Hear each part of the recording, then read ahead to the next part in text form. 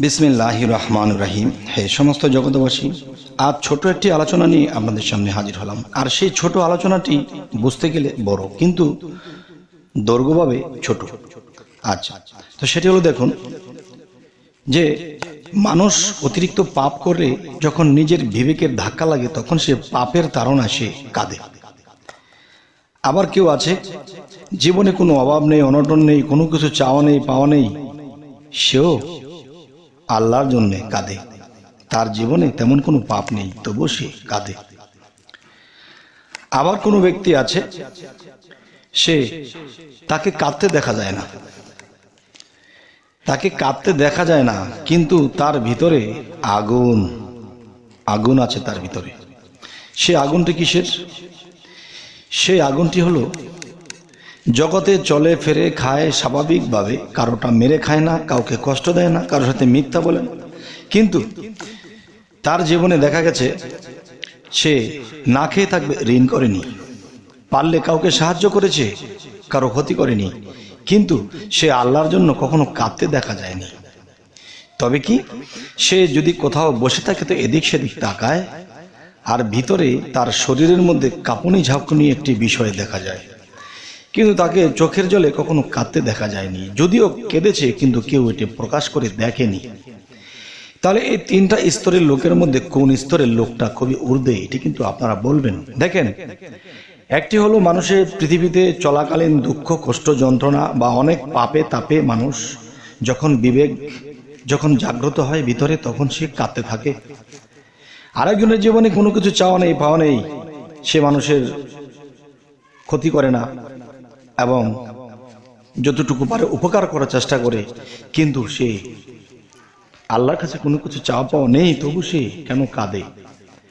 আরেকজনের কথা যে কি বললাম, তাকে কখনো কাঁদতে দেখা যায় না, কিন্তু স্বাভাবিক থাকে, কিন্তু এদিক সেদিক তাকায়, কোনো জায়গায় নীরব পেলে সে বসে যায়।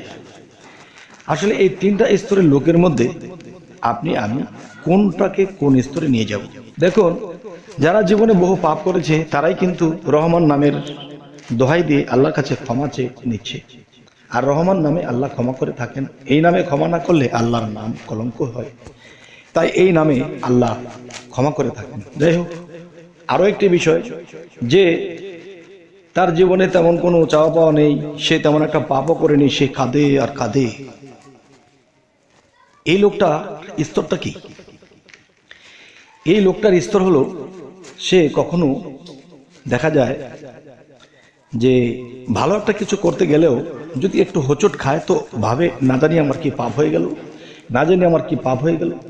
সে আছে এই স্তরটায় যে আল্লাহ তাকে গুনাহ পাপ দেবে, এই স্তরটায় সে আছে। আরেকটা স্তর আছে, সে দুনিয়ায় থেকেই তার সাথে বিলীন হয়ে গেছে, দুনিয়াতে থেকে সে তার সাথে বিলীন হয়ে গেছে, যে এত সাধনা করেছে যে জীবনের আগে পিছে হয়তো অনেক কেঁদেছে, কিন্তু এখনকার যে জীবনটা কাটাচ্ছে সে, তার মধ্যে চোখে পানি নেই, কিন্তু স্বাভাবিক থাকে, মুখের মধ্যে হালকা বা মুচকি হাসি থাকে, কিন্তু সে কখনো কাঁদতে দেখা যায় না। আর যদিও কাঁদে, সেটা কেউ দেখে না। তাহলে আমি বলবো কি, যে প্রথম স্তরের যে লোকটি, সেই লোকটি তো পাপের জন্যই কেঁদেছে, তার বিবেক জাগ্রত হয়েছে বলে। আরেকটি লোক দুনিয়া ও আখেরাত, আল্লাহর বেহেশত দুজক কোনো কিছু চাওয়া পাওয়া নেই, তারপরও সে কিন্তু কাঁদে। দুনিয়ার কোনো অভাবও নেই, তবু সে কাঁদে। সে কেন কাঁদে? তাকে পাইবার জন্য কাঁদে। আচ্ছা, তৃতীয় স্তরের যে লোকটি, তার মুখে মিষ্টি দেখা যায় সবসময়, যেমন মিষ্টি মুচকি হাসি দিয়ে থাকে, চাওয়া নেই, পাওয়া নেই, খাওয়া নেই, যেখানে রাত সেখানে কাঁদ, কিন্তু তাকে কষ্ট দিলে তার কষ্ট লাগে না, কিন্তু সে নীরব যদি পায় তাহলে সেখানে বসে থাকে, আর এদিক সেদিক চায়, আর সেটা কি যেন দেখতে পায়। আর এমন কিছু দেখতে পায়, কোনো এক ব্যক্তি তার পায়ে পড়ে আছে।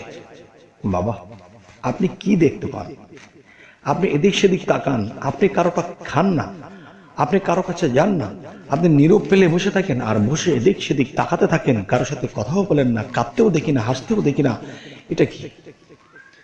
তখন ভক্তিতে যখন সেই ব্যক্তিটি খুব প্রসন্ন হলো তিনি তার ভক্তিতে, তখন তিনি বলল যে এসো এসো, আমি যে বসে আছি আমার সামনে দিয়ে, আমার হাতের নিচে দিয়ে তুমি তাকাও।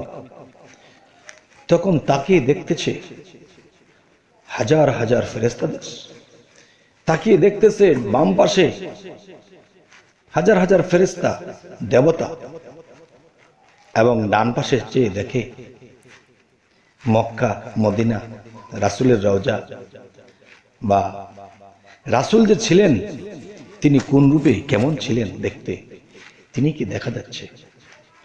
এবং তিনি উপর দিকে যখন তাকালেন তখন দেখতে পাচ্ছেন যে পৃথিবীর মানুষ যাকে নিরাকার বলে জানে তিনি আকারধারী হয়ে সেই উপরে তাকে দেখা যাচ্ছে। তখন এই দৃশ্য দেখে কি হলো, সেই ব্যক্তিটি আত্মহারা হয়ে গেল আর বলল, খবরদার এই কথা কাউকে বলবি না, যদি বলিস তাহলে তুই অনেক কিছুই হারাবি, কিন্তু যদি না বলিস আল্লাহর কর্ম করিস তাহলে তুই অনেক কিছুই পেয়ে যাবি, আর ধৈর্য ধরতে পারলে সে তুই অনেক বড় হয়ে যেতে পারবি। তবে হে সমস্ত জগতবাসী, আজকের এই আলোচনাটি কি বোঝাতে চাইলাম ইনশাল্লাহ বুঝেছেন। আর ইনশাল্লাহ আমাদের এই জিনিসগুলো বুঝে চলতে হবে, এবং মুর্শিদের, এবং যেহেতু মুর্শিদের কথা কোরআনেও এসেছে সূরা কাহফের 17 নম্বর আয়াতে, নিশ্চয়ই আমাদের মুর্শিদ ধরতে হবে। তো মুর্শিদ ধরার পরে শুধু চলবে না, যে মুর্শিদ কামেল হতে হবে, নিজকে চিনিয়ে দিতে হবে এবং সাধনা দিতে হবে, যে সাধনা যে কর্ম আমল করলে আপনি আমি আল্লাহ পর্যন্ত পৌঁছে যাব। তবে হে সমস্ত জগতবাসী, জানি না আজকের এই আলোচনা আপনাদের কাছে কেমন লাগলো, তো অবশ্যই আমাদের এই চ্যানেলটিকে সাবস্ক্রাইব করে রাখবেন, যদি ফেসবুক হয় ফলো দিয়ে রাখবেন, যাতে করে পরে ভালো ভিডিও এনে দিতে পারি। তো সকলে ভালো থাকবেন, আল্লাহ হাফিজ।